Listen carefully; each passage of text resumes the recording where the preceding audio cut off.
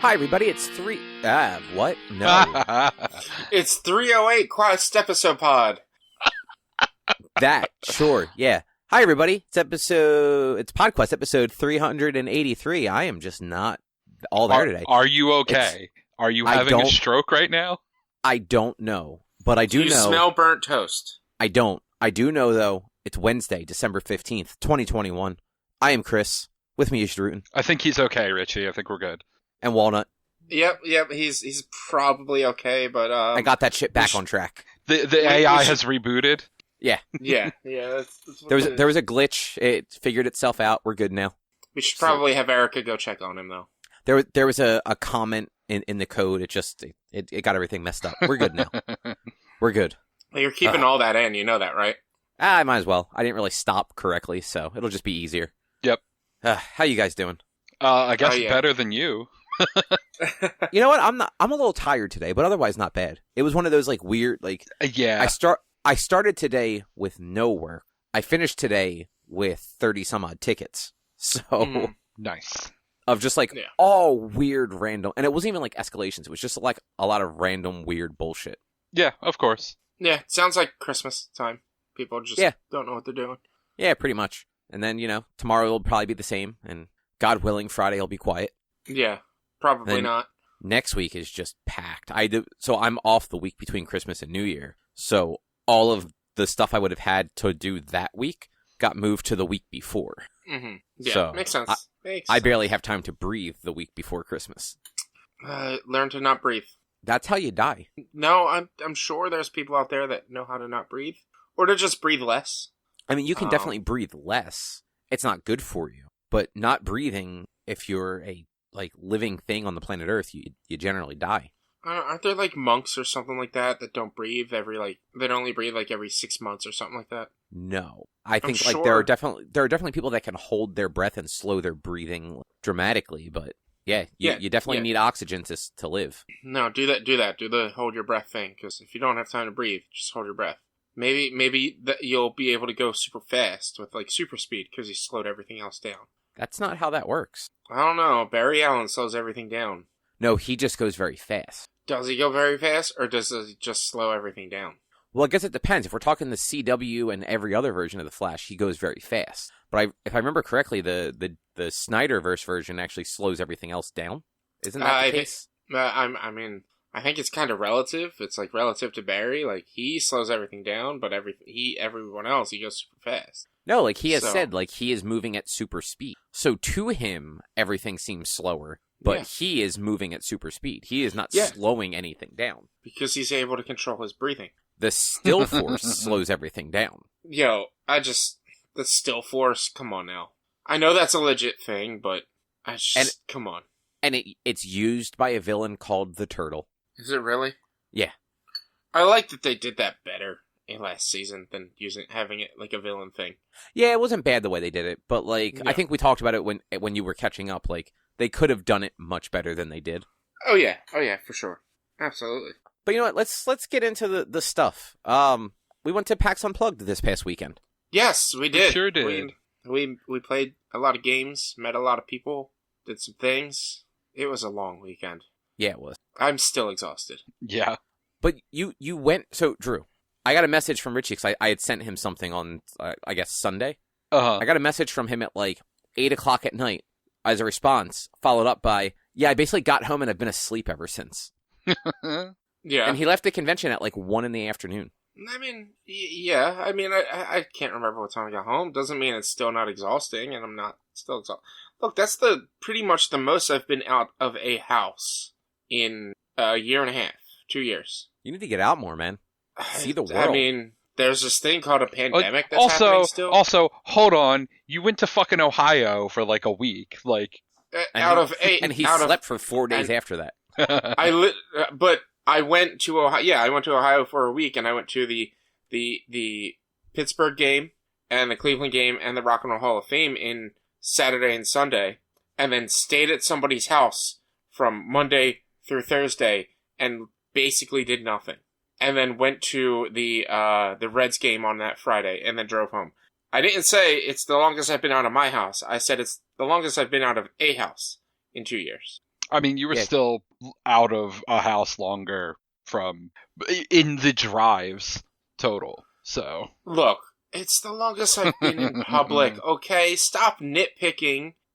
It's a convention. It was honestly, it was a lot more nerve-wracking being at a convention than it was at a baseball game because they're outdoors. See, I didn't mind being at the convention. It was fine. I mean, you've also been to several other conventions this past year. I haven't, and I've been super cautious with COVID and everything. So for me, it's still a little nerve-wracking. You're fine. I don't know. You've got a cough, man. Oh, that's just allergies. Sure it is. Sure. I can still smell and taste things, so I'm good. I mean, maybe you're just one of those lucky people who didn't lose sense of smell and taste. That's possible. And frankly, if I was going to be exposed, it would definitely be at one of my shitty clients. Yeah. But it was, anyway, with PAX, it was a swell time. Before we get into anything, I guess, I gotta throw a shout out to Jacob, who, we opened up I opened up my, the booster box, the board game booster box. And, after I opened it up, he turned around to us and was like, "Hey, you guys want these games? I already have them. I got them last year in a booster box." And so he gave us the games. So thanks, Jacob. You're the best. And we played one of them. We did. The 5 Seals of Magic, I believe is what it's called. It was definitely something Seals and Magic. It is. It was an interesting little game. It is. It was fun. It took a little bit to understand fully and to get into setup. Might have taken a little bit, but it was also first time setup.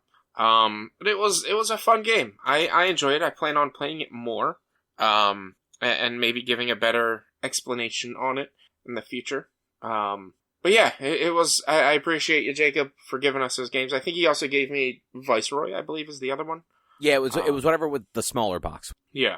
And those little booster boxes are cool though. Like, you don't always get the best games ever in them, but you get it's 4 games for $50. The games are usually worth more than $50 altogether, and the proceeds all go to Toys for Tots. Yeah, I think it's a minimum of 4 games. You could get more depending on. It's a minimum of 4 games and a minimum of $50 in that box, but it could be worth $150, $200, if not more, depending on the box and the games. So you might have I think I got 5 games in mine. Because did you? I thought you only had the 4 too. I don't know. I can't remember. I might have only had 4, but I think last year I got 5. I can't remember though. But it's dependent on how much. Maybe there is a minimum price set that's higher than 50, but it's a minimum price set of how much the games will be worth in there, and if it's not worth that much, they throw in smaller games as well, smaller card games and stuff. But it's one of the cool things because it's $50 that you pay goes to charity, and I think every box that you buy also does something for Toys for Tots as well as the money that you spend. I think it's just the money. But so that company, I'm drawing a blank on the name of the company. But the company that does the booster boxes also sells games. They make that Everdell game. Yeah. And what they started doing this past year was, with the pandemic, they started doing all of their online sales. A portion of that went to Toys for Tots also, because they weren't at shows to sell the booster boxes. So they actually took that and rolled that into convention sales. So anything they sold at the convention outside of the booster boxes, also a portion of that went to Toys for Tots. Yeah.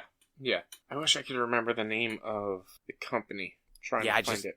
I thought I had it saved, but I think I have a picture of it somewhere. But I have a lot of them, and it would take a while to figure it out. I mean, it's not Starling Games, which is the first thing that shows up on BGG, Board Game Geek. Yeah, so they might not be the people that make that game. They just might be one of the people that sells it. Well, that's one of the publishers. I'm saying, was that one? But yeah, that's a neat thing that they do. I really like that they do that. I try to. I didn't do it the first 2 years, but last year and this year and every year moving forward, I'm going to just buy a box, see what I get. If I get something I already have, I'll probably do the same thing as Jacob and just give it away. If I get something I don't already have, then I'm gonna keep it and try it and play it. And enjoy it. Why not, right? Tabletop Tycoon is the company that sells the booster boxes. Thank you. I knew it had the name Tabletop in it. I could not remember what the rest of the name was. Mm-hmm. But I think I'm trying to see if they are more than just like a reseller. Oh, they're an independent game publisher from New Hampshire. Huh. Mm-hmm. All right. But other than like the booster boxes, did you guys like see or play anything that particularly stuck with you? I mean, the stuff that kind of stuck with me more was seeing stuff in the Unpub room where they had people like playtesting games coming to either like are going up on Kickstarter soon or already up on Kickstarter and like just looking for feedback on how to make it better. Like, hold on, I have the business cards for a couple of them. Where did it? Right there. One was Outrun the Bear. Okay. It was a silly little 1 to 7 player game that you're trying to outrun a bear for while you were camping in a park, and here comes a bear. You all have to outrun the bear. But the whole proverb about outrunning a bear is you just have to not be the slowest one. So it's a little card game. You would play cards that either make you move spaces, or you could set down cards that like basically act like trap cards from Yu-Gi-Oh, where once something happens, you then flip it and go, haha, I tripped you. Now I move forward a space. You stay here or whatever. And Okay. the art was really really cute in it. So yeah, that was neat. And then on Sunday, like right before we left, went back in there and checked out a game from TSP Studios called Privateer, where you're controlling drones, and the minis they had for these were like super cool looking, like futuristic war drone things. Mm-hmm. And it was on a hex map, and there would be tokens for like 4 objectives that you would put down blindly. Like you wouldn't know which number objective it was, and you and the other person would grab a token, put it down, and then you're drawing a mission card that you have to go complete the mission, the private mission you have, while there's also a public mission. And it'll be things like go have a drone on objective 1 with no enemy drones around it or something. Okay. And the movement was all based on these 12-sided, were they 12-sided dice? Come on, man. You should know the sides of the dice They were really small and like custom made for this game because they all had either 1, 2, or 3 pips on a side. Oh, okay. But they weren't 6-sided dice. There might have been 8. I think there were 8, honestly. But this guy knowing what the name of the little dots on the freaking dice are. You don't know they're called pips? Jeez. No. Come the on. Only thing I know about a pip is a Pip-Boy from Fallout, man. I'm pretty sure you may be one of 3 people in the world, Drew, that know that they're called pips. We were at a board game convention. I bet 80% of the people there knew. You know what? That's your assignment for PAX Unplugged 2022 is to survey as many people as you can and ask them what the little dots on the dice are called. Don't give them. It's not a multiple choice. They either know it or they don't. So if they don't know it and they give a stupid answer, you say they don't know it. If they know it and then they say it, then they know it. And there you go. All right. Best blind study ever. But also keep in mind, a lot of the dice they sell at PAX, it's got the actual numerals on them. A lot of dice do have the numbers on them nowadays. Because like all the dice they sell there are for like tabletop RPGs, which actually just have numbers on them most of the time. Mm-hmm. Like it'd be pretty obnoxious to have like a 20-sided die with like 20. just little fucking dots on it. Imagine how 20 hash marks on it or something like that. That'd be a huge 20-sided die in order to fit all that in there. You'd have to have a real big die. Yeah. Well, speaking of big die, did you guys see there was a booth that was selling like some of like the extra large, I guess they were 100-sided die? Mm-hmm. I've seen those all over the place. So they had 2 different types there. They had ones that were kind of like plastic looking that they were about the size and weight of a golf ball. Mm-hmm. And then they had metal ones that were like solid fucking metal that were also about the size of a golf ball, but probably weighed a good 2 pounds. Mm-hmm. Sounds about right. And it was literally like if you put it, and they also sold little like bags, like little like drawstring bags that you could keep the dice in that they sold. Like if you put one of them into one of those bags and just swung it, you'd fucking knock some teeth out. Look, we're not trying to teach people how to knock teeth out. Come on, Cobb. You keep that to yourself. I'm just saying that thing was a weapon in the wrong hands. Is it real steel? Like were they allowed to sell it at anime conventions or not? That's a good question. Huh. I mean, I think you could always sell real swords at anime conventions. You just were not allowed to carry it around with you. Like once you bought it, you'd have to take it out of the dealer's room or something. At least at Otakon. Yeah, and I think most of those swords were dull bladed anyway. Mm-hmm. Yeah. So, but yeah, that unpub room was kind of cool looking. Like walking through there and seeing some of the stuff. Like the only thing that we really stopped and looked at while I was there was that like bounce back game, Bungie, I think it was called. I actually had the business card sitting in front of me. Mm-hmm. Yeah, Bungie. That was that game. That game is fun. It's basically beer pong, but with it's quarters, not beer pong. It's quarters, but it's by yourself and not bouncing it off a table. You bounce it off an actual like pitch back bungee net. It's perfect for people like Rich that want to play drinking games but don't have anyone to play them with. Exactly, especially during the pandemic when we're having virtual parties. I could be like, hey guys, I'm going to play this drinking game. Who wants to join me? And no one has to join me. I can just play it myself. It's like every time I get one in a cup, you all drink. Yeah, pretty much. It's unfortunate I didn't get around to like checking out more of those side rooms. I was really mostly in the main exhibit hall. Like I didn't even, I honestly didn't know where it was until, or no, I found it on Saturday, but like I didn't even get around to go into like the RPG rooms or anything like that, just to like walk around and talk with people. Yeah, I was going to ask, because I know you had mentioned wanting to do that, but I wasn't sure if you ever actually got around to it. Yeah, I really wanted to, but it's just like, I had such packed days with meeting with some of the developers and stuff. I mean, it wasn't really that packed. It was only like 2 or 3 meetings each day, or 1 to 3 meetings each day, but it's just like going and doing all that stuff, and then also trying to view the convention itself and see other exhibitors that I didn't actually like have a correspondence with. Like, it's just my days were very full at that in the main hall than anything else. Yeah, so outside of the game that we all saw together, is there anything you can or want to talk about from some of those meetings you had? So there are a bunch of games that I can talk about. There's actually, we have the scoop on a super secret game that I'm not allowed to talk about. I'm not going to talk about that until later, but I'm sure it's fine that I say that we have the scoop on a game that we should get press media for in the future. But I spoke with what was their name? I have my bag. Well, Eric has my bag actually, because he had a bunch of board games he took home with him. But I left the book back at home. Trying to remember the name of the company right now, and I apologize. I was not super ready. I was not 100% ready for this. And for me asking you about them, or for you having taken notes while you were at them? All of the above. I actually didn't really take a lot of notes. The only problem I have is with remembering the name of the company.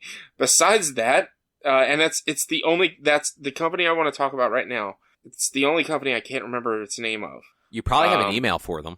I'm going through my emails. Look in your sent email. Let's see. Well, while you're trying to figure out that, Drew, did you and Sarah buy any games? Yes, we bought SRG Super Show. Right, that wrestling one that Richie got into also. That mm-hmm. is taking Richie one step closer to being a wrestling fan. Mm-hmm. Sarah bought one of the booster box things, and I don't remember all what was in there. She also bought Space Cats Fight Fascists or something like that. Mm-hmm. I forget the exact name of it. And then a game that we tried out called, I'm going to double check, but I believe it's called Holy, Holi. Yes. It's called Holy Festival of Colors. I've seen that one. I know which game you're talking about. Yeah, like it's a 3-tiered game board, and you get cards that have 3 colored squares on it, and then some also have a flower symbol, and those colored spots are where you throw your color on the board, and you're trying to get most of your color, have the most color on the board, essentially. The ones that have no flower, you pick one of the 3 spots, and that's where you are, and then you put the color in the other 2. The one where there is the little flower symbol, that's where you are, and then you put your color in the 3 spots in relation to where you are. And then Okay. you can throw your color on the other people and you get points for that. And you can climb up, but once you climb up, you can't go back down. But if you throw color on a higher tier, because it's worth more points to have colors on the higher tiers, but if there's no color below it, your color just falls down to the lowest level it can fall to. So, you could try to climb up real fast, but you might just still be throwing things on the first floor, even if you're on the third. Yeah, I saw, because they had that game set up and you could, demo it. And I saw it a few times. I'm like, oh, that looks different. Yeah, it was neat. Yeah, Erica also got one of the boxes. And I unfortunately don't remember the name of the game we played, but we did play, this, it was a card game. It was super, quick to play. It was basically, you shuffle the cards, you each draw 3, and you just play cards, and whatever that card value is worth, you get that, point, essentially. And the first person to get 20 points wins, and the cards all just have different text on them, where some cards will remove other cards from play, some cards will give you extra points based on what else is in play. There are some cards that let you do things like play a card from the discard pile or something like that. So that it's not just whoever goes first has the best chance of winning. It's there's that little bit of strategy to it, but it's not too intense that it takes hours. I think we played around in 15 or 20 minutes. Gotcha. Yeah, it was neat. We also bought Pandemic Legacy Season 1. Okay. That's one of those legacy games. And I know Rich said that he wants to come play it because he's never been able to play a legacy game before. I've never been able to play a legacy game straight through. I've either taken over someone's spot in one, or Dragonfire is kind of a legacy game, but I've never actually been able to get past the first level because that one, or the first game mode, because that one's just stupid hard. Yeah, well, when we start this one up, probably in January, I'll let you know. But did you find the name of that company? Yes, so I spoke with a handful of companies. The first one I spoke with, or met with, was Forever Stoked Creative. They're a New Hampshire-based development company. I believe what they call themselves. But they work on a bunch of different games. They are a design and development studio primarily focused on making rad games. Is really it's the top line of their main website. Some of the games that they've worked on are there was a game called Life Siphon, Fantasy Ranch, Dirk Gently's Holistic Detective Agency. They didn't really have a lot of these games that are listed on their website there, but they did send a really cool or give me a really cool press packet with they had the game Most Cutest there, which was basically it's a card game with pictures of a bunch of really adorable animals. And so they gave me the demo version of the game. And basically somebody draws a couple of cards, they decide on their own which one is the cutest, and then you all have to argue with which one you think that person is choosing is the most cute. So when he was showing it to us, there was one of them was named Hamburger, and I was like, well, that's the cutest. Any animal named after a food is definitely the cutest. So then he goes through the deck and finds all the animals named after food and made me make the hard choice. Which one of them ended up being a red panda. And so I was like, well, it's red panda. They're the best. They're also working on the new Cyanide and Happiness game. I didn't really get to play test that. That is coming out in the future. They're still developing it and workshopping it. So it's not even there's not really any announcements on it yet. Okay. But they are working on it. They also had this game that I'm super stoked about that I really want to get. It had some of the best looking miniatures that I've ever seen in a game. And you hear me vamping like this because I can't remember right now. I have to look it up. Man, way to come just completely ill prepared. Seriously. It's one of those crazy names that it's hard to remember. I could have swore I got a picture of it. Aldera Reborn is what it's called. That too is also, it's not out yet. It is going to be on Kickstarter in a few months, I believe. But it's this airship hexagonal style battle game. And the miniatures for this are so beautiful and so well done. And apparently it's like based off of an RPG that they work on, like a tabletop RPG that they work on. And they had on display some of like the large creatures that you can fight in this RPG with these like airships. And it's just like, it looked really cool and really awesome. And then they also showed us that they're working on another game called, I believe it was called Bad Werewolf, where he did all the art for it. The guy's name is Matt that I spoke with. He said he did all the art for it, and he's not a good artist, but it's just one of those, like, and he's not a good artist. Like, one of the cards was like a raccoon, and so it has the card description at the bottom, and then, like, the raccoon itself is off-center, and it looks like one of those, like, cats that a kid would try to draw, where all four legs are on the front, and, like, it was not good. But it was amazing. I don't know what you're talking about. That's exactly how raccoons look. All their legs are on the front. Oh, yeah, exactly. And I didn't get a picture of that one, but he was super excited about it. That one is also in the works, coming out soon, as well as they are the only people who were getting and releasing in the United States the game Blocko Taco, which is like a puzzler type game where it's only available overseas at the moment. I believe in like China, Japan, and stuff, where you get this taco that is like 8-bit basically. It's just made out of blocks, and the idea of the game is to put together all the food items that you can that are showing outside of the taco, and all the food items are made of different blocks in some way, shape, or form that you have to like kind of place to show. You could just throw everything in there, but you're not going to get as many points as if you were like showing the lettuce coming out of the taco and stuff like that. But yeah, Forever So Creative, they were just some really cool people, some really cool guys, and they have a lot coming out in the future. I'm gonna make sure to follow their socials. They actually don't have an Instagram, which is wild to me. Oh yeah, that is kind of crazy. Yeah, I believe they should have a Facebook, but they don't have an Instagram, which is just it blows my mind. Yeah, I feel like you're more likely to get traction with Instagram than you are with Facebook nowadays. Oh yeah, absolutely. Do you think when so? I was looking, Instagram, yeah, you can get a lot more. Maybe not more than with Facebook, but like maybe more than with like Twitter. Now, the Facebook algorithm is so fucked that unless you're paying for it, like your shit's not being seen. So is Instagram. Facebook owns Instagram.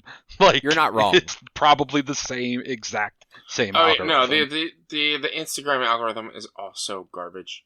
But you also have more people have left Facebook in general than have left Instagram. Like, there are a lot of people that just stopped using Facebook because there's nothing good about Facebook. At least Instagram, you occasionally find, like, funny pictures. But Facebook also has 500 million more users. Okay, this is not an argument about Facebook, fellas. But just say it. They're also not as active, not really active on Facebook that much. Yeah. So I'll have to reach out to them further. Just be like, hey, let them know who I was. But what they were working on, what they had at the show was really cool. And I'm excited to see more from them. I also got to speak with these were, I don't know if you saw the emails for them. It was Wise Wizard Games. They were the ones that were talking about the Magic the Gathering people. Okay. They were the two that are there. I believe it was Debbie is who I met with, and can't remember the gentleman's name. I didn't really speak with him. They were like champion or former champions of Magic the Gathering. They loved Magic the Gathering, so they create a bunch of different kinds of card games. They were originally White Wizard Games, but have changed to Wise Wizard Games. For branding reasons, she said. She didn't really give me a full reasoning as to why, which is fine. I don't need it. But she, let's see, she actually gave me a couple copies of some games. She gave me a copy of Star Realms, which is a sci-fi space deck builder game, and a copy of Epic Duels, which is a battle TCG game. But if you were to go out and buy these packs for this game, it's not random. So if you go to buy a booster pack, it's always going to be the same cards in that booster pack. So it's none of the actual, like, what am I going to get in a TCG game, as much as it's just a battle card game. Okay. Both of those I haven't gotten a chance to try out, but I'm super interested in them. I love deck building card games, so I cannot wait to try it out. I'm trying to see who I spoke with next. I believe his name was Chris from Inside Up. Yes. I spoke with Inside Up Games. I need to reach out to them because they actually did not have any more press packets when I did speak with them. And they were just some really cool guys. They had a bunch of different games there. They had Seven Souls, I believe, was one of them, where it's like a parody game. They had Ancient Civilizations City Builder, which you guys know I love city building games and sim games, like video games. So I was just like, I want to try this. I want to play this. Didn't get a chance to try it. They have a zombie western game, which just seems stupid but fun. It's like you're fighting each other, but then you also have the threat of the zombies as well. It's called The Quick and the Undead. Okay, that's a good name. Yeah. Yes. And then they had this game called Summit, which I unfortunately didn't really talk to them about. It didn't really pique my interest as much. But the creator of Summit was there and was super excited about it. They're just, again, like some super really cool guys that I spoke with there. Eric talked with the creator of Summit, and it's just again, just a really cool like interaction with this development team. They also have this game Gorus Maximus, which was also like a player versus player card game that's easy to travel with. You can easily take it like it's a small box that like can condense itself even smaller, which is really nice. That's pretty cool. The last, besides the one that we were all at, the last one I spoke with was Solus. Let me make sure I'm getting them correct. It is Solus Game Studios. I spoke with Chris Solus, I guess he owns Solus Game Studios. They create the game, I don't know if you guys saw it, called Pocket Paragons, where I've seen the name. Yeah, like they have, the booth is just Pocket Paragons. I actually wanted to get over and buy a copy, but I spent too much money on Pokemon cards. And so I didn't have the money to get an actual copy, but I did get, at one point I was just walking down the aisle, and they were like, here, have a free booster pack. And then they ended up giving me a secondary set when I spoke with them. And it's kind of, the way they explain it is like, it's pretty much a fighting game. Or it's a card game in the style of a fighting game, but you don't have a lot of cards. You maybe have total 10. And the goal of the game is to get the opponent down below 10 health. And if you do that, but you can either hurt them to take their health down. Your abilities have different effects based on the cards. So there's like a kind of a Rochambeau like gambit system that they have going there. Or say your character, once you use your card, you discard it. If you're trying to get more cards, you have to rest. If you get attacked with a specific card while resting, you discard your rest card and you're done. Game's over. Okay. So it has a little bit of a strategy, but it's like, again, it's a small number of cards, and like each pack came with like probably 6 heroes to play with, and they're all interchangeable and all like you can fight each hero with any different pack, and like it was a really cool and simple card game that you could just easily pick up, and it's not a lot of explanation and not really too much. There is some strategy, but not like too much. It's kind of just like it's essentially trying to figure out how to card count and remember what they used and what they're not going to use. Certain characters have more powerful abilities while others don't. And so he was able to he took me down from 10 health to 4 health in 2 rounds. Because he knew the cards better and he was doing this ability that did extra damage over and over and over.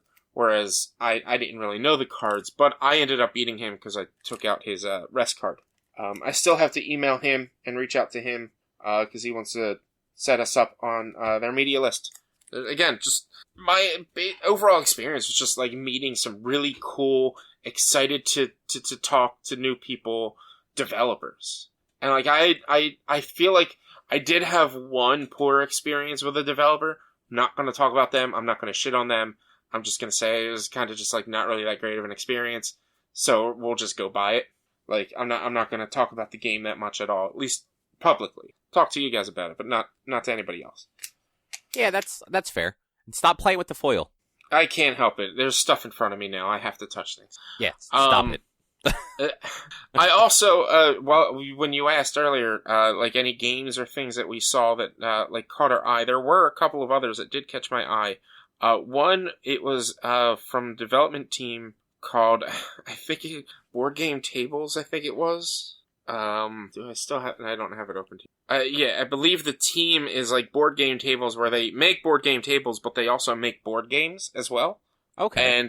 And so some of the games, you might have seen them, you might have heard, like, walked by them. They were actually right next to the Board Game Tycoon booth. And last year, I don't know if you guys played the game On Tour, where it was like you were the touring rock band or whatever, and you were supposed I remember. to, like, Yeah, I remember that. They make that game, or at least publish it. They also have a couple of others, like Bites, where, like, your aunts who are eating food left over from people who had a picnic. Is that like the trail game where it's like a trail of like pieces of food and you're supposed to like collect like similar ones and then land on that tier or something like that? Yes, that's exactly what it is. Yeah, that was a neat little game. I saw that one. I actually played that when I went to Ohio. They owned it. Then there was a Mountain Goats game, which was Eric and Audra played, and it was really easy to pick up. Where it's essentially you roll the dice, and I think it's like you have 3 die, and depending on the numbers, you can move your goat up the mountain, up the cards equal to that number. So say you have like a 3, a 6, and a 2. You can either move the mountain goat up to the 3, mountain goat up to the 2, mountain goat up to the 6, or move the mountain goat up to the 9, or the 8, or the 5. Like, you can combine them, but I don't think you can split them in half, so you couldn't do, like, 3 3s with the 6, if you get what I'm saying. I'm not 100% sure on that. But, like, they just had some really cool, fun, like, family-style games that are, like, the kids can play it. They might not understand fully the strategy for it, but they can play it. But me and Eric on Sunday played Kabuto Sumo, which was this really cool game. The board itself is like an elevated cardboard base, and you each place your own little like bug sumo wrestler on the board, and then a bunch of little circles all around it. Then you guys have to take turns going back and forth, pushing more circles to try to knock both additional circles off to get more ammo, as well as their little bug off as well. And each bug like has its own special abilities. So like the one I had to sacrifice a couple of tokens, and I get a special one that I can place on the board. And anytime that special one gets knocked off, it comes back to me. Whereas like Eric could sacrifice, he was able to every round use 2 tokens at once instead of just a single one. I was able to, like, if our little bugs were touching, I was able to steal a token away from him and stuff like that. And it was just, it was a fun game. It was nice and simple. And again, like that whole studio, the whole, Board Game Tables or, studio was just like very kid-friendly games that like are also fun for adults. Which, those are always like the fun ones. Yeah. And then the last thing I saw that I got super excited about, was on Sunday with Eric. And it was this tower defense-like game that was called Cloudspire. I actually spoke to them about getting put on press release informations for it. And it's essentially a combination tower defense MOBA board game where, like, each turn it can be up to 4 players. The goal is to move them forward and kill at the enemies and take their little mobs as, like, victory points, and then maybe, if you can, just defeat their main town. Like, it was just really cool, and the whole placemat was this, like, nice little, like, rubbery fabric. I don't really know what it's called. But part of the game, like, when you buy it, comes with these additional little pieces that you can throw on the placemat that'll make the game look different each time. So you have this one generic mat, and then you can throw a couple of these little 3 hex pieces down to make it look a little different. And like they didn't have a lot of detail in like the pieces, because they're all basically like large poker chips with artwork on them, and the artwork looked good, but it's just overall like the game just looked really fun. And What was that? I was going through my pictures to look more at the artwork for the game, and I had a video mixed in between. Oh, Yeah. And if you can pay extra to get like an actual tower for one of your like guard towers, and like it goes over top your little tokens for it. It's really cool, and the artwork on the tokens was really nice. But yeah, I had such a good time just meeting with developers this year. well, that's good. That's good. Yeah. Trying to think what other games that like we saw that kind of stood out. Erica bought this game called Last Girl or Final Girl. Mhm. Final Girl, not Last Girl. It's a horror movie trope, like of the final girl in a horror movie. It's a single player board game. Is it like 1, 2 X amount of players, or is it just always single player? It's only meant to be single player, so that you could in theory play like co-op with somebody, but it would literally just be like 2 people kind of like sitting next to each other, like making the choices together. It wouldn't be like each of you has a character you're playing, sort of thing. Gotcha. Yeah. But it has one of the coolest boxes I think I've ever seen. So the box is basically the board also. Mm-hmm. So it's one of those magnet seal boxes, and the top and the bottom, when you open it, actually peel completely away from like the plastic insides that hold all the other pieces and become parts of the board. And like one side is like one thing, the other side's the other thing. It includes like the character and the map and all this stuff. And then like inside the case itself is like your pieces and your cards and stuff. It was just a very, very cool modular box that like you don't see often. Mm-hmm. Also seems like a super complicated game. So there's that. Yeah. I guess it was, I want to say she bought that Saturday, and she like set it all up on Saturday and like was trying to figure it out. But we thought it would be one of those games that you could play on like a tray table. And you definitely either need like a full table or like multiple tray tables to really lay everything out to wrap your head around it. But it was still, it still looks like it's going to be a pretty cool game once she has time to like sit down and like figure it out. We also purchased that, and I'm drawing a blank on the name. It was that time travel game. Rich, I think you were there when we saw that. I was there the first day when me, you, and Eric and Audra saw it. Erica wasn't there when I was. Yeah, exactly. It was that one where like you can move your. It looks like a chessboard, but you can move your pieces. Yeah. I picked up that game because that game just seemed neat. I already said Pandemic Legacy. Bought a couple of other games that are going to be Christmas presents. So I'm not going to mention those. Oh, didn't really demo anything this year. Just it was odd. Like there were definitely less booths this year. Because I mean, like there was a whole section of the floor that was just blocked off, not in use. Yeah. And I feel like there were fewer places that were like large scale demoing than there have been in the past. Agreed. Yeah, it's definitely. Like I demoed Everdell, and that was really fun. Before I even started demoing it, I wanted to say to everyone, but didn't, that I play a lot of Timberborn, so I got this game under wraps. But I was losing bad. Thank God we ended that early. But yeah, there weren't really most places I was going up to and walking up to. They weren't really demoing the games as much as just telling you about them and explaining it. And it might have been maybe a cautionary result of COVID, where it's like they don't want a lot of people touching things. But I did see a lot of booths of people demoing things. It's just it took forever, and like people were there for long times because they were demoing like a full game or whatever and whatnot. There was this game that I was super interested in. It was called like A Night's Watch, I believe, or something like that. Which the idea is like a D&D adventure group is taking their long rest, and during their Night's Watch stuff happens. And like I wanted to demo that, but every time I walked by that booth, it was just packed.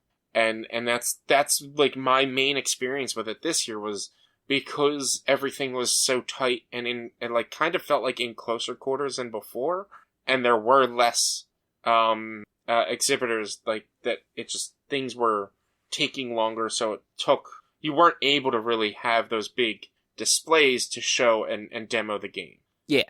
Mm-hmm. Yeah, I agree with that. And I wish that they would have, like, I understand they probably didn't want to use all the floor to make it look a little more full of, yeah. Mm-hmm. But, like, I do wish they would have used some more of that floor just to spread things out a bit more. Yeah. Yeah. Because on, like, Friday it wasn't that big a deal, and Sunday wasn't as much either.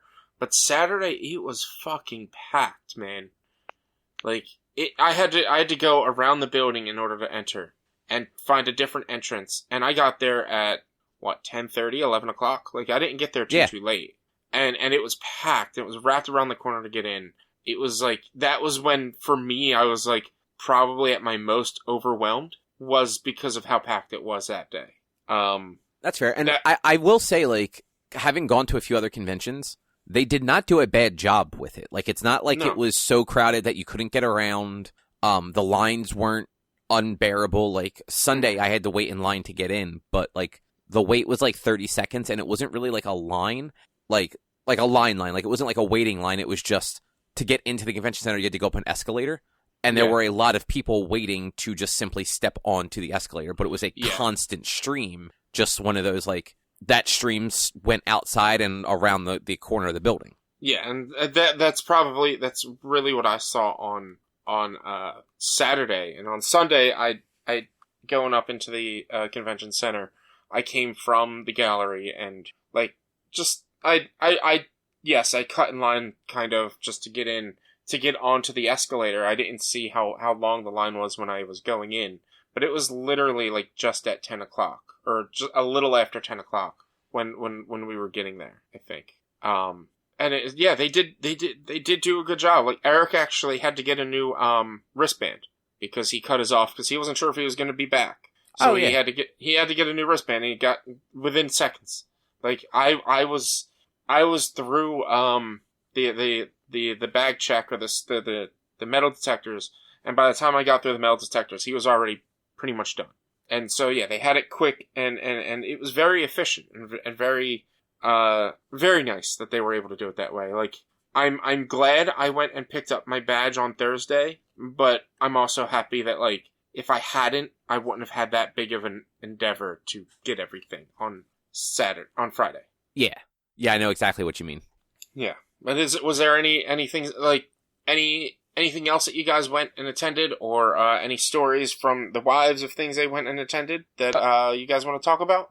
Drew, you went to a lot of panels. Yeah, well, before I get to the panels, Sarah and I did play one more game that I almost forgot about. There was a game called Co-op. It's K-O with an umlaut hyphen O with a slash through it P. It is building IKEA furniture is the joke of the game. Like, okay. So you get 2 cards. Each person, it's a 2-player game. Each person gets 2 cards, and they're half of a thing to build. And you each pick one and put them down. And then there's always in the middle a dark hex. It's all you put hexagons together to build the thing. And there's always a dark hex, which is the middle piece. Which whatever the first card whoever goes first puts down is the middle piece. And there will either be blank sides, or sides with pluses, or sides with minuses. And, like, you have to match up blanks to blanks, and then pluses to minuses. Okay. And you have to make the shape of the hexagons that you've put together on your card. But you're also... Each of you has a card with different things you need out of your relationship. Either gifts, words of endearment, quality time, things like that. So you're trying to tell the person of the, I believe it's 3 cards they have per round to build the object that you're trying to build. Like, which of those things are things that you need from the relationship?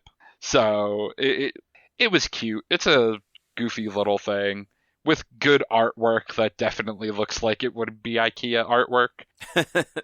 And then, like, all the names of the things were, like, it would each be half of, like, building a word, like, togetherness or whatever. Like, dumb things like that.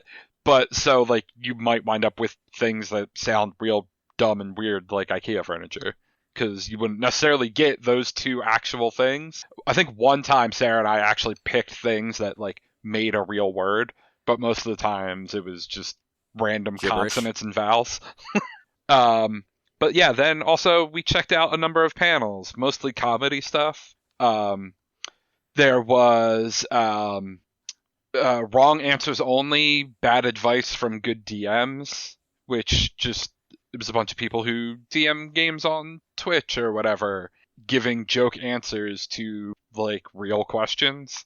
Like, what's the best advice you ever got about being a DM? And someone said, kill the players, meaning the actual people, not the characters.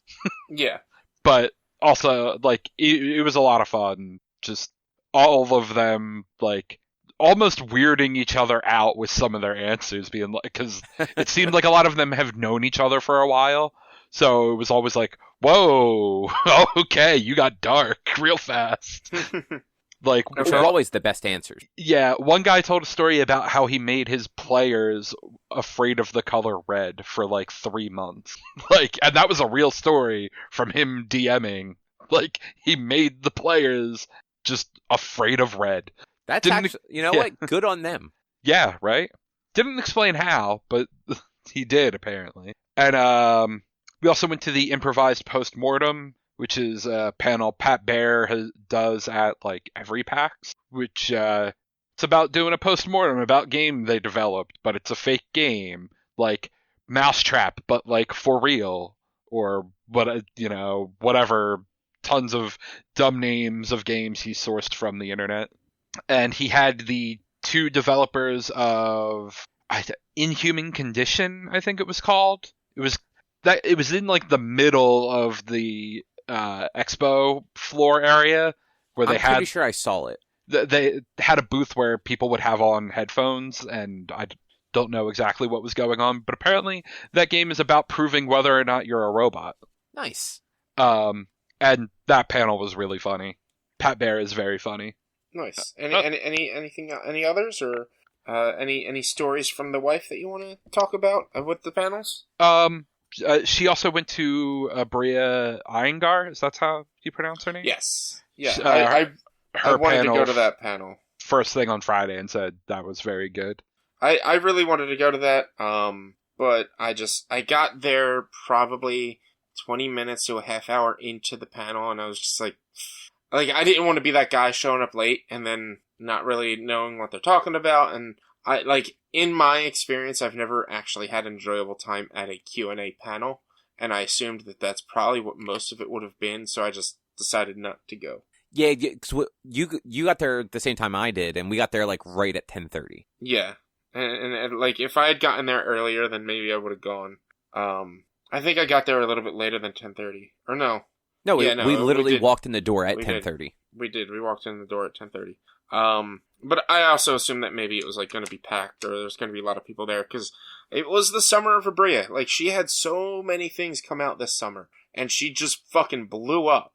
And like, she's a great DM, she's a great game master, and like, she's a cool person, and so like, I wouldn't have been surprised if I wouldn't have been able to even get into the panel.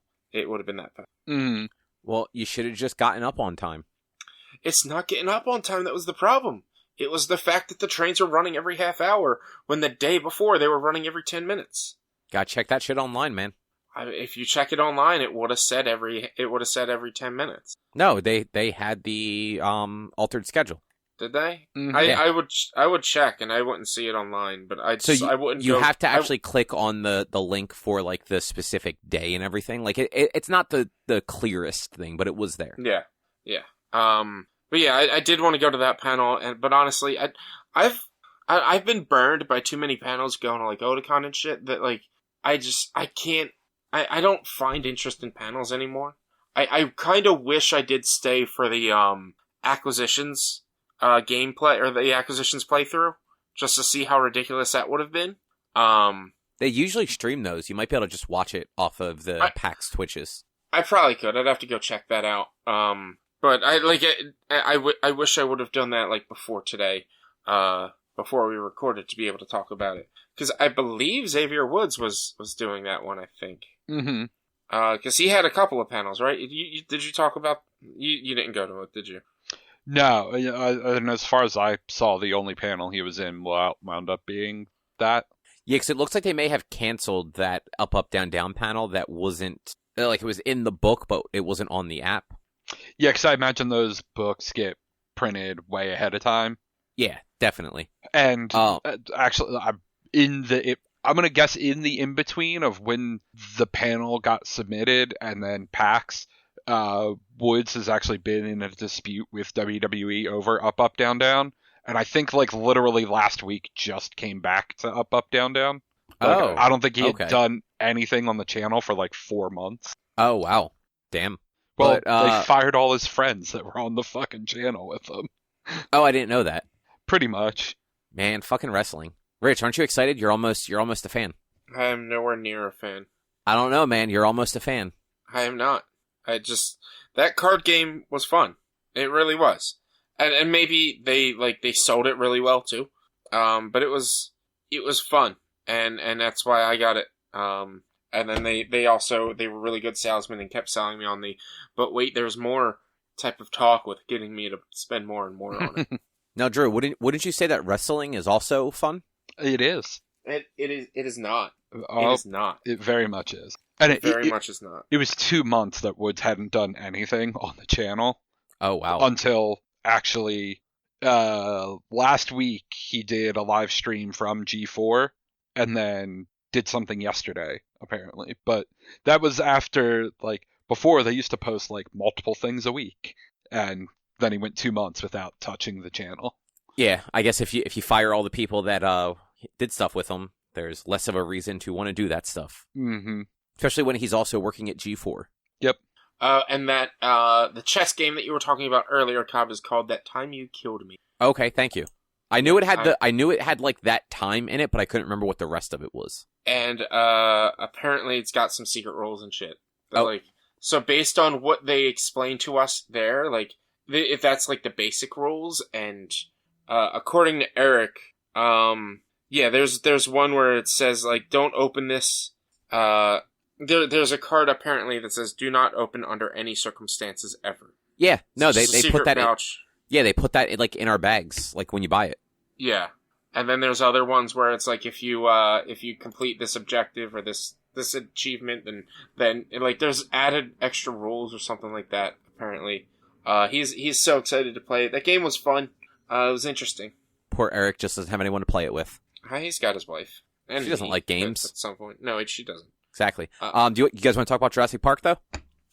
Yeah. So they had the Jurassic Park Kickstarter, which Cobb, if you remember, like put the little link to it or something down below.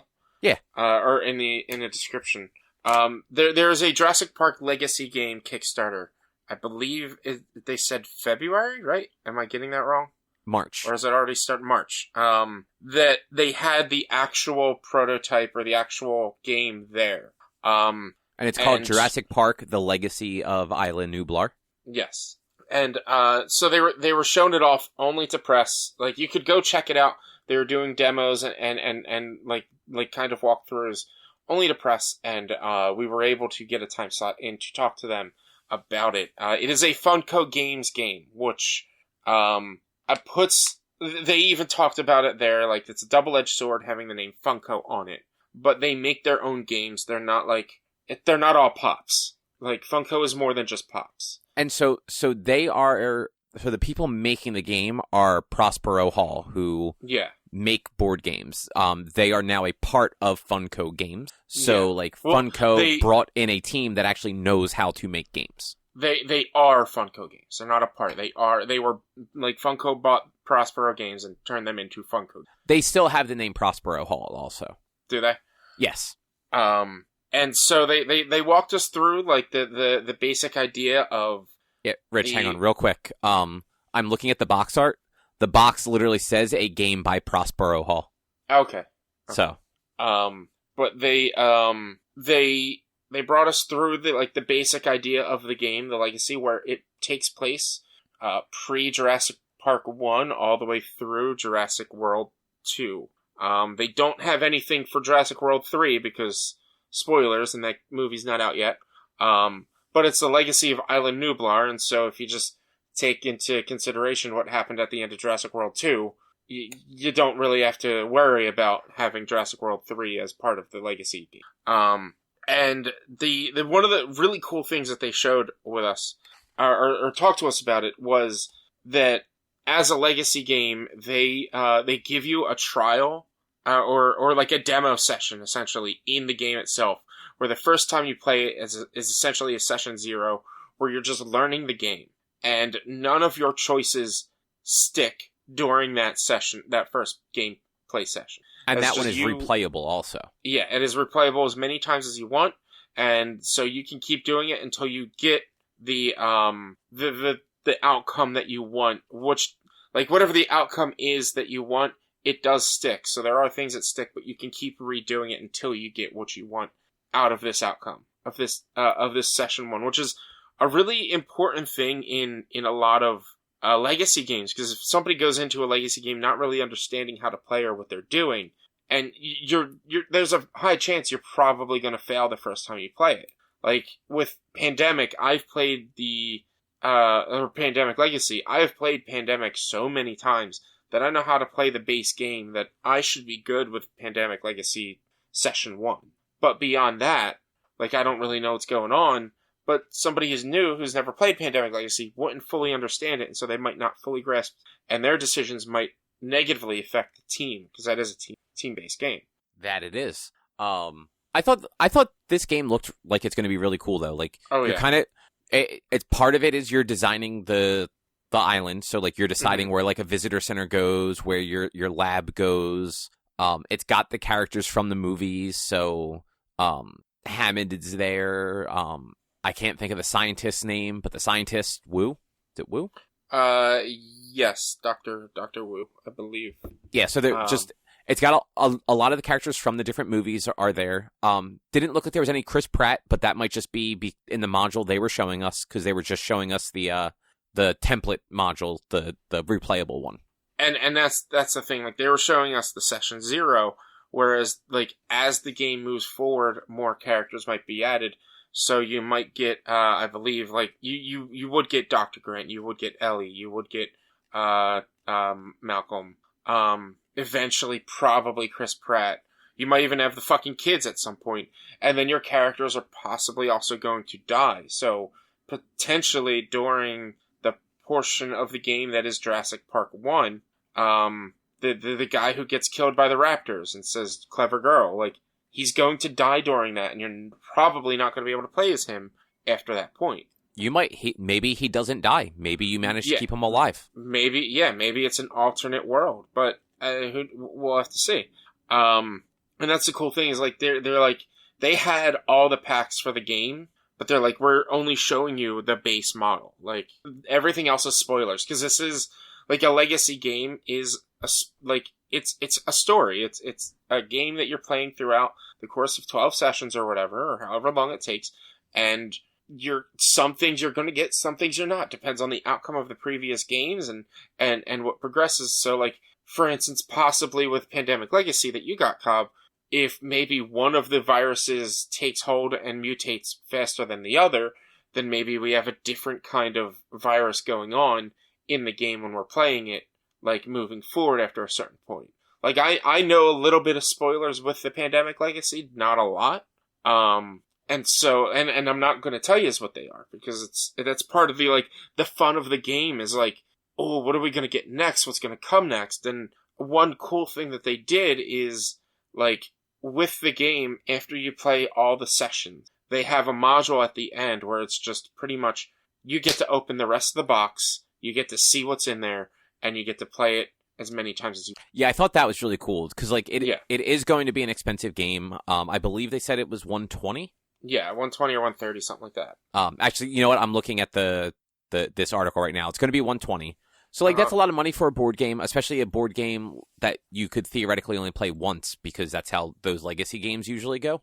Yeah. But knowing that you have that session 0, and when you finish, you can just keep going with it also. That's like that's a little reassuring. It's like, okay, so for $120, like it's not just a one time, like once I get through the 12 sessions, it's done. And that's a problem with, say, Pandemic Legacy, is once you get through the gameplay. So I believe with Pandemic Legacy, it's you play for every month throughout the year, but you get to redo each month like 2 or 3 times. So like after the 3rd time, you move forward to the next month, no matter what, with all the same outcomes of like everything still sticks. So like if you fail the month the first time, whatever happens still sticks, but you get to try the month 1 or 2 more times. But after you do all that, your board has all these stickers and whatnot placed all over the place. You can't replay the game anymore. You can't redo it.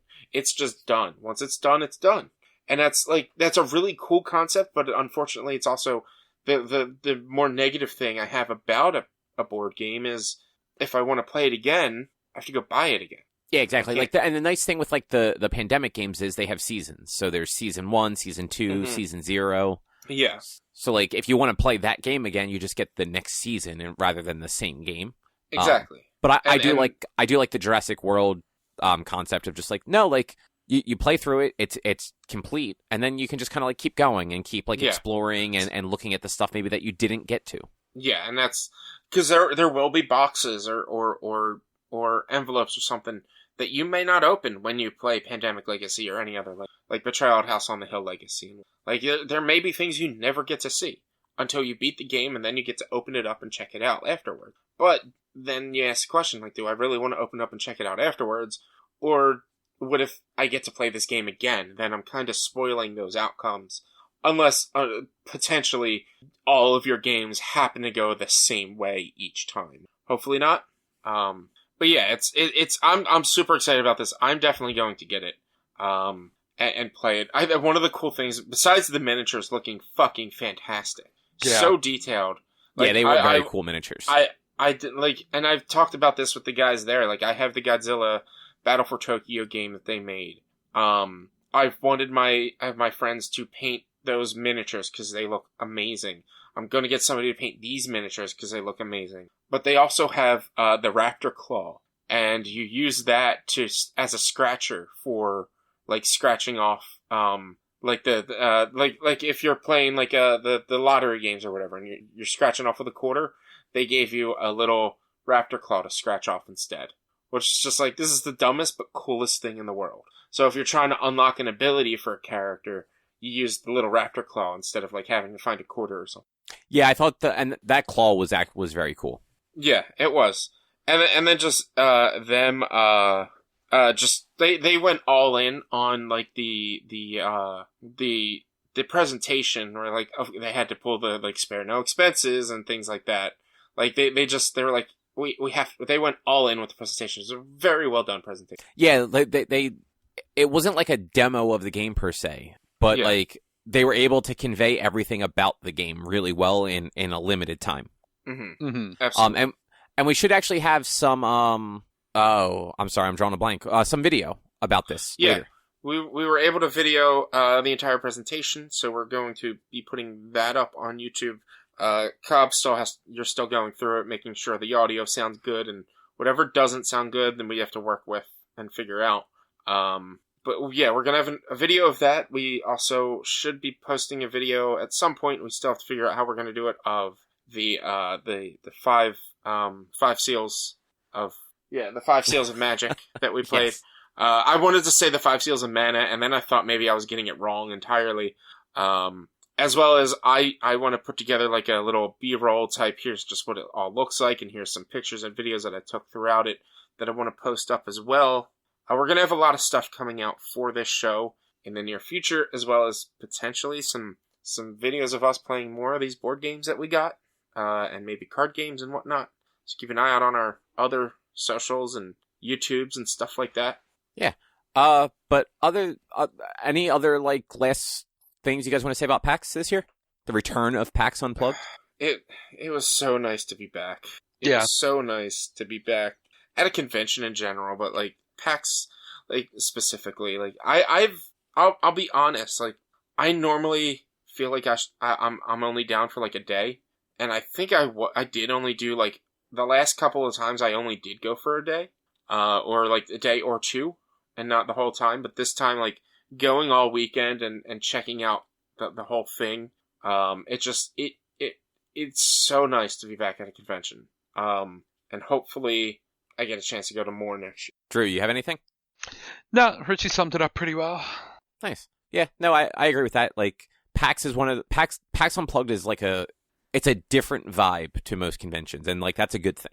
Like, everyone's generally just like cool and respectful of space and all that fun stuff. Nobody's like super weird and shitty that like I've ever run into. Whereas like at like comic conventions and anime conventions, like there's always somebody there that's just kind of shitty. Yeah.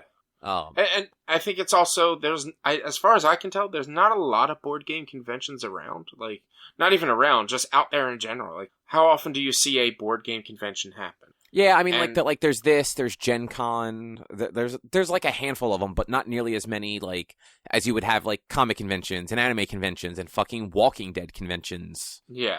Like, there's like seven different kinds of Walking Dead conventions in North Jersey alone. Like...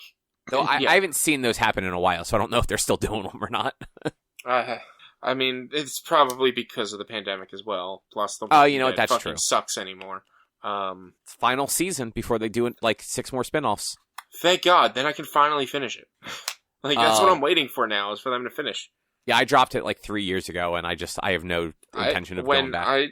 I dropped it when Rick left, because I was like, this is not the show anymore. I finished that season. I couldn't even finish that season. Yeah, like I got through the time skip after he left, and that was it. And I don't even think I made it to the actual end of the season. Mm-hmm. But I digress. How about them Game Awards? How about them? So, full disclosure, I didn't watch the Game Awards, but I did see a lot of the announcements and trailers that came out of it. Yeah, I didn't watch it either. I saw the stuff happening as it was airing, and I'm just like, wow, this is 4 hours of nothing good. I will say, congratulations to It Takes Two for winning Game of the Year. That's honestly a shock to me. That was a shock to a lot of people. It was a shock to basically everyone. Yeah, but like, I've seen that game played by people.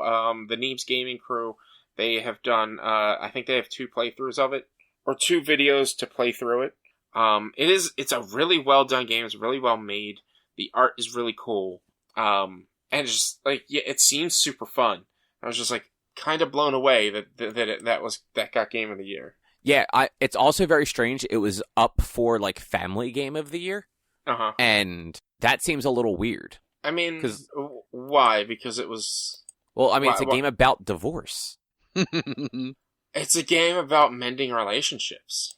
Yeah, but they're getting like the whole premise is like it's 2 people that are unhappy and getting a divorce, and their kid makes a wish that turns them into like little like board game character things. Yeah.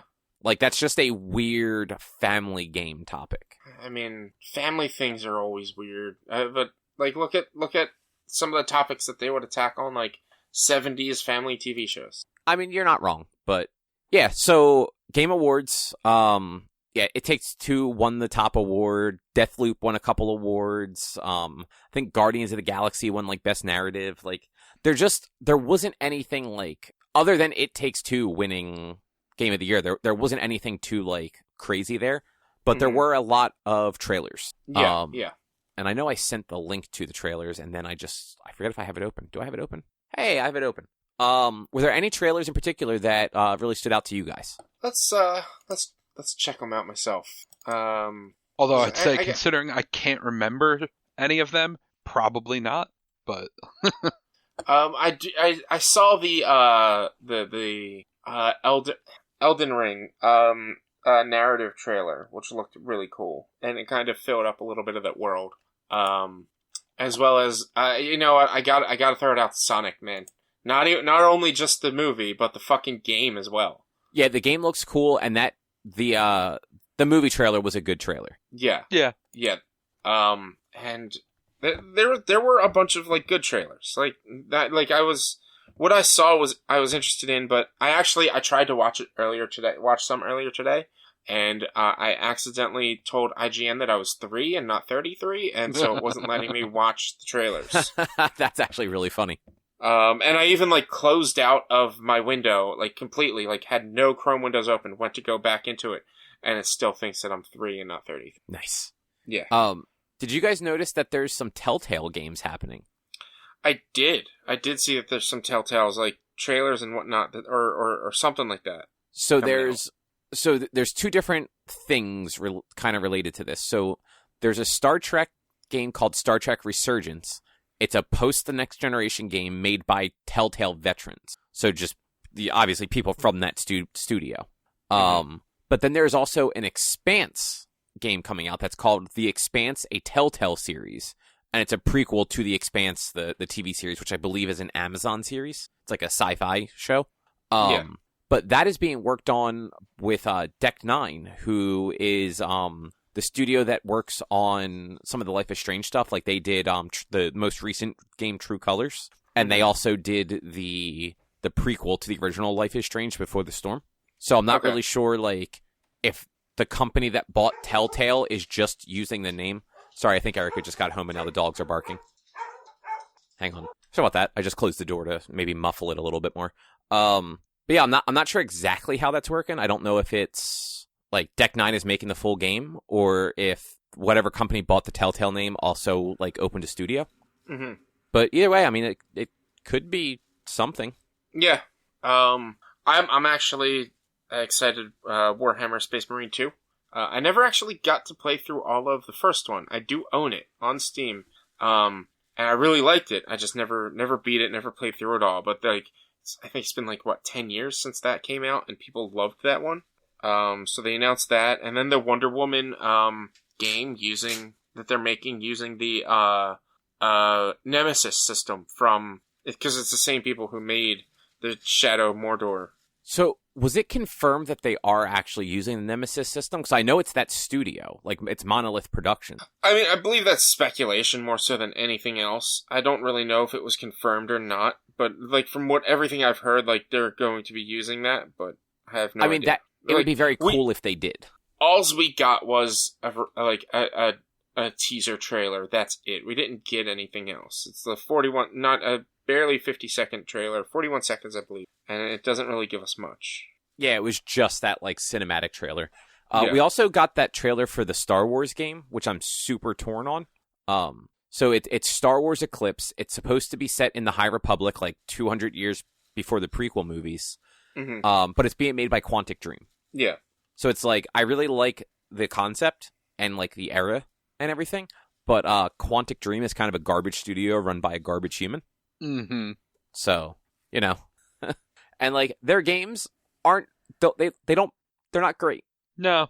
Like I tried playing, like I thought Detroit Become Human looked like it could be cool, and like I tried playing it, and like the character models and stuff are really good, and they have good voice acting, but like the game was not fun.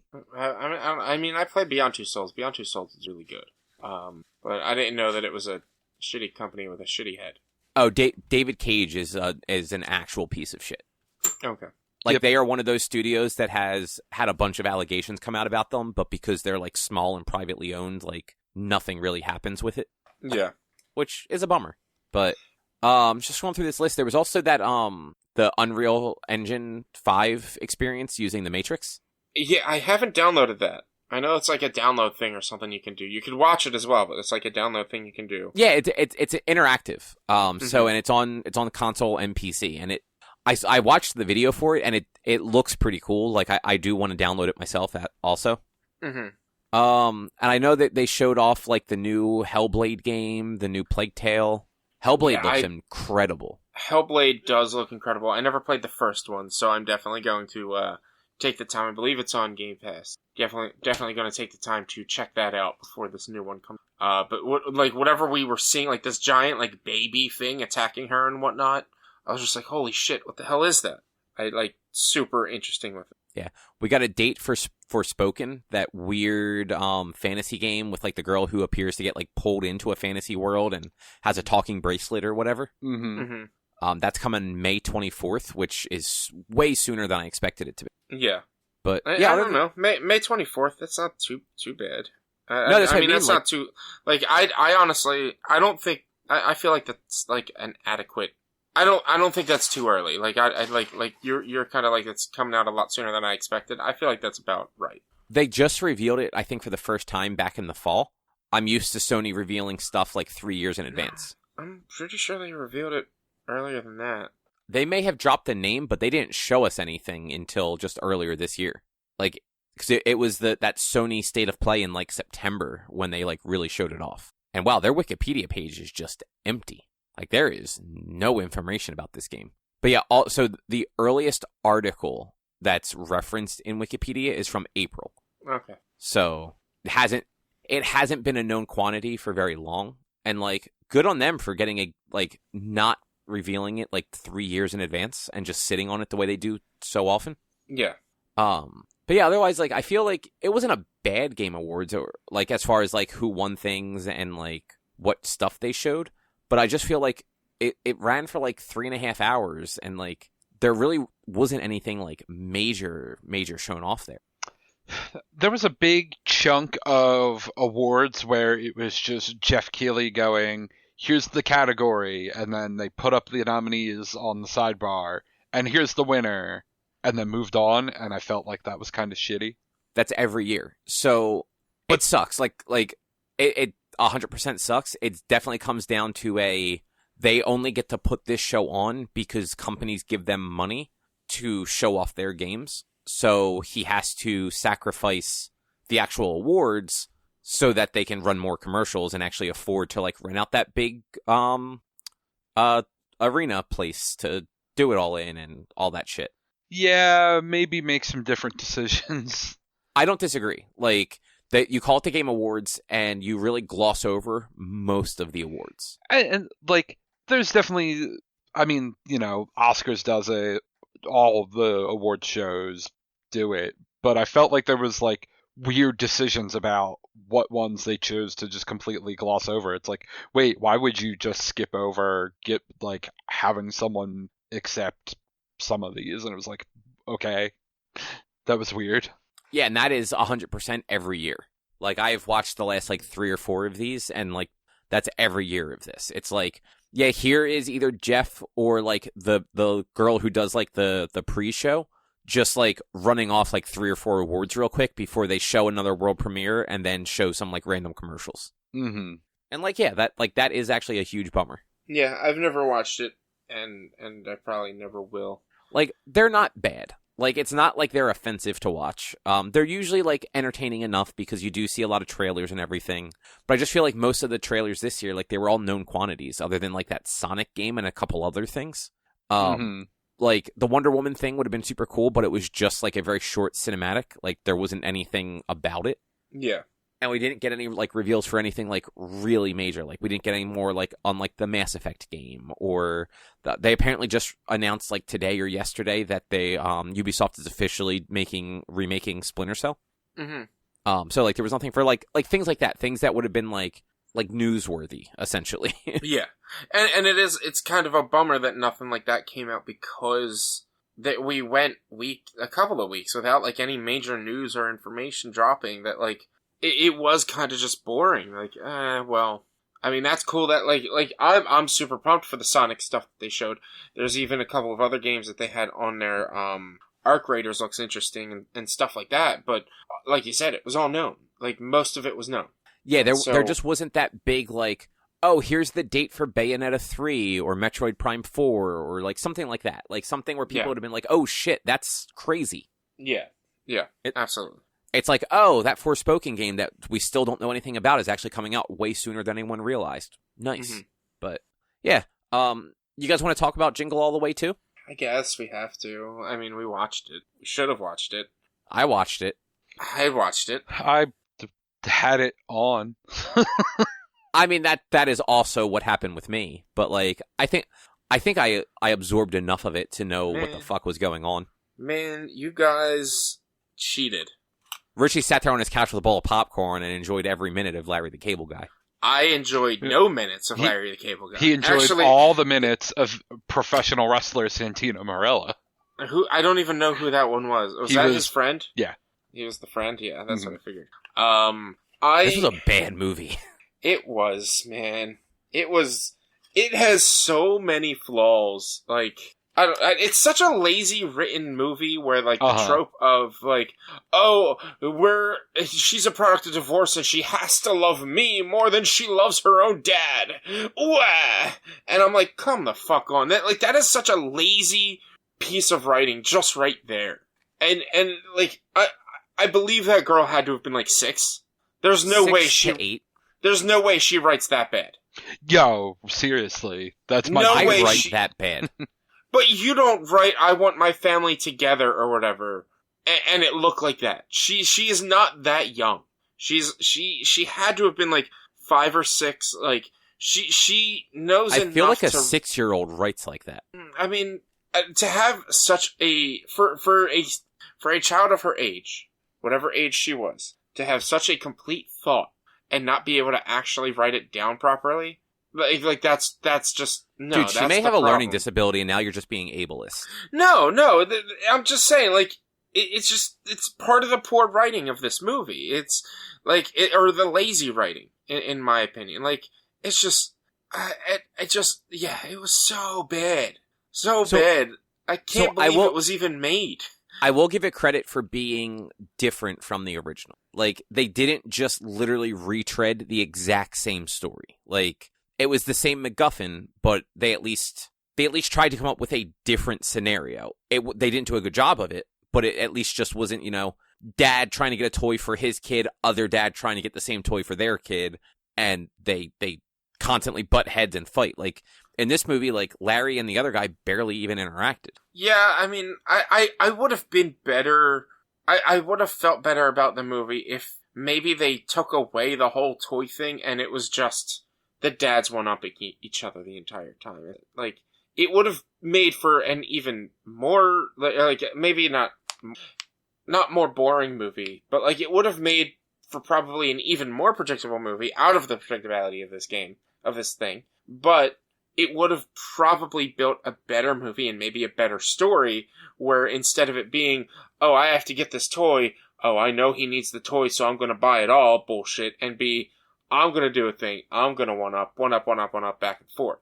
Like, I feel like the little, like, back and forth one up would have been a lot better than just a whole, I'm a rich man and I'm going to buy all the toys in town.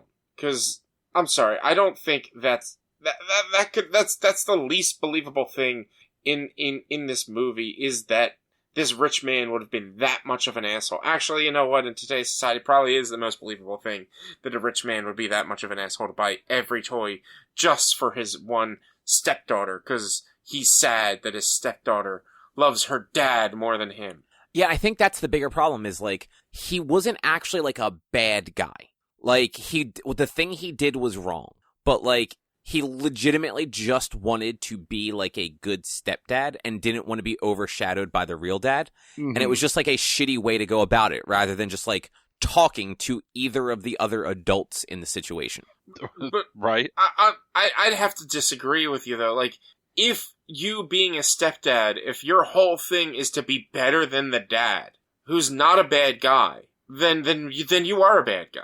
Like, his whole thing, like, he is the antagonist of the movie, and his whole deal was, I'm upset that my stepdaughter, whom I've known for, I've only been married to her mom for a week now, like, she needs to love me more. No, fuck off. She doesn't. She doesn't need to have a relationship with you at all if she doesn't want it. But I mean, like, Cobb's point was, like, they never made this guy out to be, like, some overall evil person. Like, he was not, like, he was not portrayed like Ebenezer Scrooge or any character like that, where, like, everyone hated him until the moment they found out that he bought all the toys.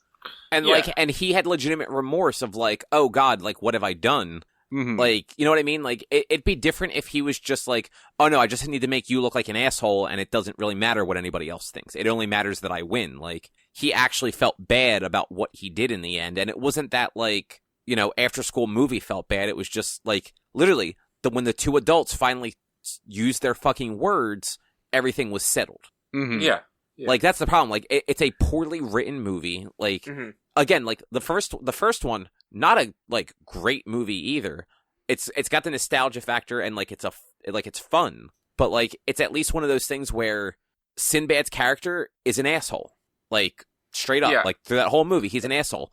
Arnold's not much better, but like he's Arnold, so like you kind of forgive it. Like Larry the Cable Guy, and so I 100% thought this fucking movie came out in like 2006-07 when he was like peak like blue collar comedy tour and shit like that. No. This movie is from fucking 2014. Yeah. So it's like, no, this was well past his heyday. Like, I haven't even heard of that guy in 15 fucking years, let alone like 6 years ago. Yeah. So it's just like, that whole thing, it was a poorly done fucking film. Yeah. Yep. It was poorly done. It was lazy writing. It was weak. And it just, man, it was just not good. And it was also very obvious. Like I said to Erica, like very early on in the movie, like right when they were reading her letter, I'm just like, it totally doesn't say the toy's name. It says something like goofy and selfless. Like she wants to like donate things to somebody or whatever. Of course. Yeah. I mean, and it's then, like, obvious. Yeah. And then like as the movie kept going on, I'm like, oh, yep, nope, she does not want this fucking toy. She's going to get this toy and be super bummed by it. Yeah. And it just, it was, I don't know. Yeah, I agree. It was predictable and like lazy writing. And I think the thing that wins over with the original one over this one is like Cobb, you kind of touched on it. Like in the original one, stuff actually happened. Literally nothing happens in this movie. Yeah. Yeah, and it's at least confrontations between the two opposing forces. Like in this one, it's the rich guy sends his security guy to just go buy stuff before anybody else arrives. And then it's Larry going to a bunch of stores and being turned away and doing stupid shit. And then on top of that, when Larry gets the call to go buy the toy at the toy store, I'm sorry, I can't even go and buy more than 2 packs of Pokemon cards at Target right now. You really think they're going to let somebody buy the hot ticket item for every single one that they have there at this toy store? Come the fuck on. It was 7 years ago. It's a small locally owned toy store. They don't give a fuck as long as they're making money. But they at least all of those like big plot holes like that they commented on. Like when the dude showed up and bought all of the toys and somebody says, "Don't you have like a 1 per customer limit?" And the guy's just like, "No, it's just first come first serve." Or when they when Larry and the guy both get trapped in the warehouse at the end, and they both have fucking cell phones, and they're just like, "We're trapped in here till Tuesday." They at least like 5 minutes later, they both pulled out their phones. You're like, "Oh right, we have cell phones." Oh, there's no signal in here. It's a big metal box. Yeah, and then just out of nowhere, they have a crane in that fucking room. Oh, it's a forklift. That makes sense. Forklift, but like, yeah, it's just a lot of those stupid plot holes were just come on. Like the little kid was so predictable. Oh, 100%. when he was the bum, and it was like the little kid was like, "Well, I need it, and my family's not together, and when and everything," and he's just a jerk off little kid who was hired by the security guard. Which I'm sorry, what security guard is gonna think? Oh, this self-respecting man is gonna dress like a bum and get this toy from Santa. Like, why would this security guard think that? And plan that far? Like, there's no reason he would have planned that. And then I will say I did enjoy the bull riding scene where like that was the one thing that I was like, it wasn't fully predictable. I thought like he was going to lose somehow or they were going to find out he cheated, and not like, oh, first place was not the toy, it was something else. Like that was the one part where I was like, oh, that's actually good. I like that. Right. Yeah, no, that one was actually funny, and he just wanted the fucking bear, and the other guy's just like, nope, it's going to my kid. My kid's going to have a good Christmas. Now, fuck your kid. Yeah. And then at one point, I started laughing, but it wasn't at the movie. Well, it wasn't because of the movie, it was at the movie. And I was just like, this movie is so fucking stupid while I'm laughing at it. And I'm laughing just at how stupid it was. Yeah, no, that tracks. That 100% tracks. Yeah. But hey, like, at least it's over and we never have to watch it again. Oh, man, I can't believe that thing was made. Oh, I remember what it was that made me laugh, too, at what was so stupid. It was when he filled the fucking trailer with snow and then opened it up. Oh, And in it the was water? a wave of water that knocked him on his feet. Yeah, that was a stupid scene. Like, I'm just looking at him like, that seems like too much water to have rushed out of there. oh, absolutely. That would have Which- leaked out of that truck long ago. I'm also trying to figure out, like, where the hell does he live? That he's that close to the mountains that he can go and get snow off the mountain and bring it down, and it be hot enough to melt that snow that fast. Excuse me. And they also went ice fishing, like, Yeah. the day before. A few days before, they went ice fishing and then drove with the fish not on ice, not in a cooler. Well, no, it probably wasn't a cooler. It's probably just one of those off-screen things you don't think about. But, like, yeah, they went ice fishing, and they woke up at 6 o'clock to go ice fishing. Which, Well, look, the early bird gets Like- the worm, dude. yeah, but if you're gonna wake up at 6 o'clock to go ice fishing, it's because you would have already been ice fishing in the ice fishing area. You're not gonna drive 3 hours to get there at like 8, 9, 10 o'clock to go ice fishing. Like, they woke up at, I don't know what time they actually got to ice fishing. But, I like, this is just me picking it apart and remembering every little thing of how stupid it was at this point. It's just, I can't believe this script was okayed and made, but then I remember that it's WWE Entertainment, and it makes sense. And you're almost a fan. No, if anything, this pushes me further away from WWE. I don't know, man. I feel like you're getting closer. I'm not. You're making D&D characters that are wrestlers. You know, yes, I am. Because, like, I like to be ridiculous in D&D. That's why I also have a character that's Tony Stark, and a character that was a Power Ranger, and a character who, has literal diamond cutter nipples, like his nipples are diamonds. I like to be ridiculous. You also seem to not be very original, man. Come on with your own ideas. I mean, what's more ridiculous than being Tony Stark in a Power Ranger? I mean, is it Tony Stark in a Power Ranger? Because that's super weird. I mean, I could have figured that out, but no, it's a Power Ranger. It's two different characters. I'd say being a Power Ranger is the opposite of original, because that thing is just a remake of another thing. That's fine. That It's makes true. it even more ridiculous. Especially when the DM, after he finds out what my character is based off of, develops enemies who then talk out of sync with their actual voice. You know what? That's good. I'll give you that one. So we ended up fighting like the equivalent of Rita and Goldar.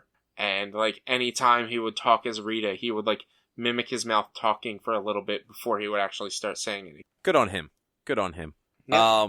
But yeah, so that was our little book club mini, and boy, what a fucking What a disappointment mess that was. Was it really a Um, disappointment? Like, Well, yeah, I guess it can't be disappointing if I didn't have expectations for it to begin with. exactly. It was exactly what you expected. Yeah, I guess it wasn't any worse than I expected it to be. But Rich, what was the next one we were doing again? So the next one we're doing is for next week. We're going to watch The Night Before Christmas.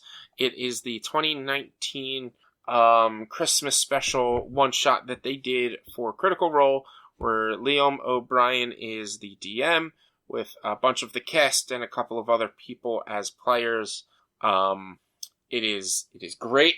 It is absolutely great. I love it. Cobb, once you watch this, you will understand why I call Travis Willingham a troll. No, he's a gnome. No, he's a troll. Travis Willingham himself is a troll. Just watch this, you'll understand. But yeah, check it out. It's on their YouTube, and it's probably about 4 hours long. But you could probably cut out maybe like a half hour or so, depending on like their break in between, if they have one, which I think they do. Probably 15 minutes, if they have any announcements in the beginning or whatnot. Yeah, and yeah, we'll be talking about that on next week's episode, just in time for Christmas. Yes. But otherwise, do you guys have anything else you want to talk about? No. Nope. All right. Well, that will do it for this week then. If you would like to find more of our content, you can head over to www.one-quest.com.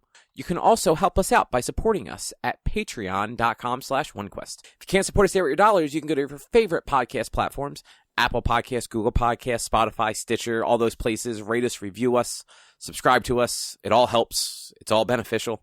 You can also find us on social media, facebook.com/onequestonline or at @1_quest on Twitter and Instagram. Our YouTube channel is youtube.com/onequestvideo. and you can always send us an email to social@one-quest.com. Otherwise, we will be back next week with something else to talk about. Thanks for listening. Bye. See yous. Bye.